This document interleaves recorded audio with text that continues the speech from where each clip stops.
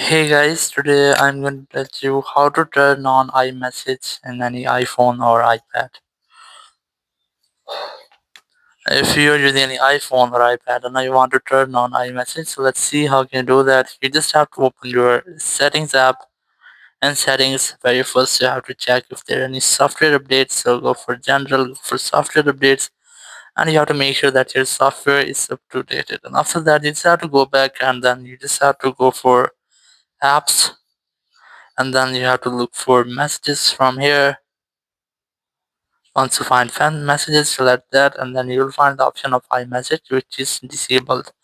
If you want to enable or turn it on, you just have to enable this toggle, and your iMessage will be turned on. You just have to wait for some seconds, and there is waiting for activation option. So you have to wait for it until it's completed. So after that, you'll find the send and receive option. Just select that, and here you can easily add your phone number or your email or Gmail, from which you want to send or receive your messages. So in this way you can easily turn on iMessage on your iPhone or iPad. Thank you very much for watching the video. Until next video, bye bye.